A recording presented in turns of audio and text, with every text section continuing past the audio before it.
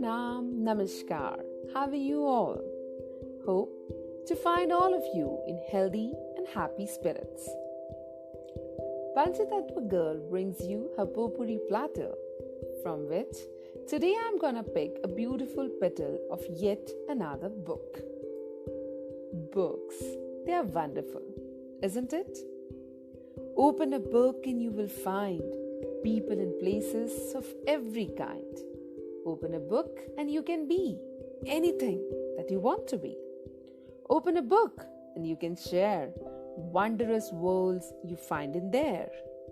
Open a book and you will find stories and tales of varied kinds. So this book which I'm holding and opening today is also a beautiful collection of varied short stories. The title of the book is Kiss of the Wildflower and Other Stories. This is written by Deepika Sharma, who is a blogger and an educationist.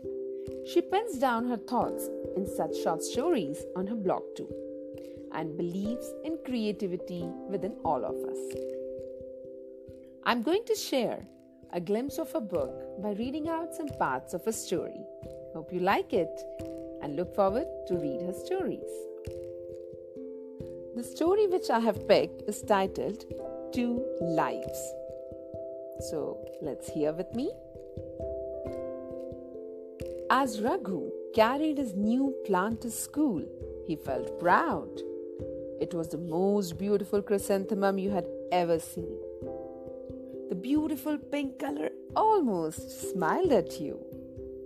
The 13-year-old, frail and shy Raghu had grown the plant himself, right from planting the seed to nurturing the beautiful flower. He wanted to present it to his English teacher, Mr. Ward, as a Teacher's Day gift. The children were all giggling and laughing, looking at Raghu and his unique gift. A boy named Pankaj was particularly spiteful. He was a little taller than Raghu, blue-eyed of all teachers and good in academics. He came over to bully him. So our farmer has another plant? The entire class laughed and Raghu bent closer to his flower. Really, Raghu? You think you can impress sir with a flower? All you want to do is become a kisan, a farmer. Why do you even come to school? Why not go back to your village? A huge uproar reverberated in the class, and Raghu wanted to sink deep into the flower pot, like the roots of the chrysanthemum.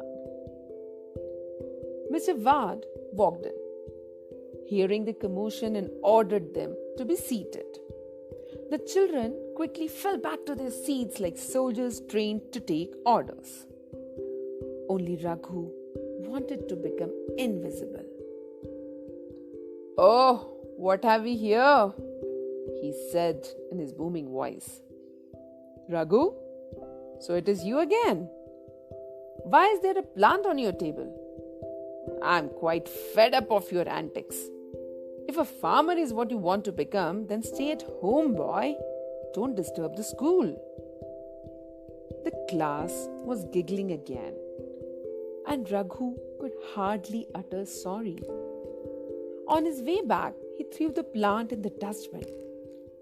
The smiling pink had withered and was smeared with sadness. At home, he shut himself in his room. Farmer? Farmer is what everyone calls me? Is being a farmer bad? I'm never touching a plant again in my life. Raghu's parents were software engineers in a leading IT firm in Bangalore. As professionals with a high demanding job, his parents were busy. So he spent considerable time with their house help and gardener, Naveen, a middle-aged jovial man who was glad to answer the inquisitive fellow's questions. Like scores of others, Gururaj Rao, his father, had moved to Bangalore for work from their native place, Kigga. His was a family of floriculturists, and they grew flowers like roses, anthurium, gerbera, orchids and carnations. But Guru Raj was not fond of any of this. Even though his father was satisfied with the market in and around Bangalore, for Guru Raj, this business was not a success.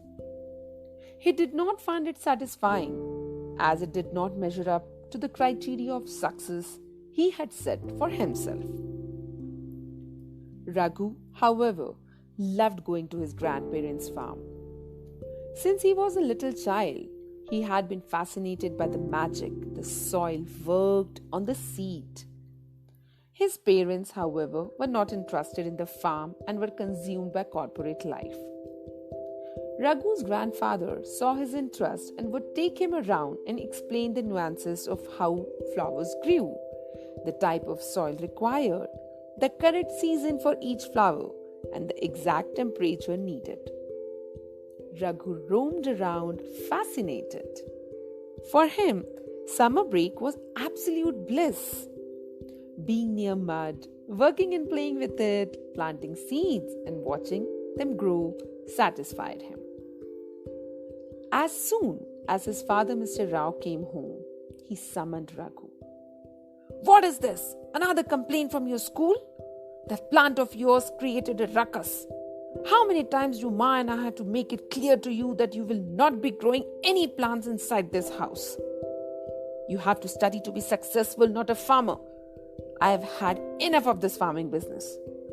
Look at Pankaj. He's not wasting his time like you. He's the number one student in your class.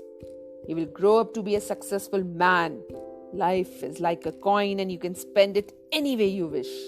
But you can only spend it once." 13-year-old Raghu did not understand everything. But he did understand the fact that success was what others defined for you. He made up his mind that anything that couldn't be measured was not success. So he began to work towards getting accolades from his teachers, the approval of his peers, and acceptance from his parents. He grew up amidst sneers and gibes of, "Hey farmer, what crops are you going with this season?"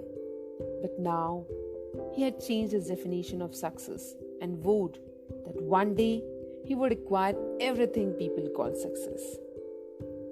Pankaj remained a bully throughout Raghu's school life, and as was expected from him, he made it to a highly reputed college, whereas Raghu barely managed to scrape through.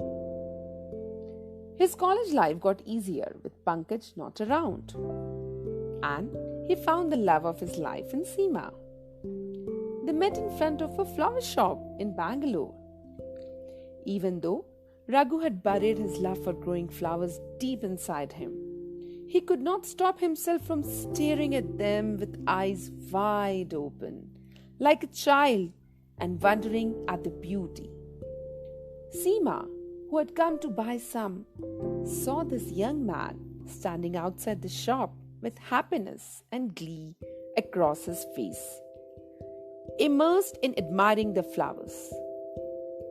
She was intrigued at what all the fuss was about and went to stand next to him to see if she was missing something.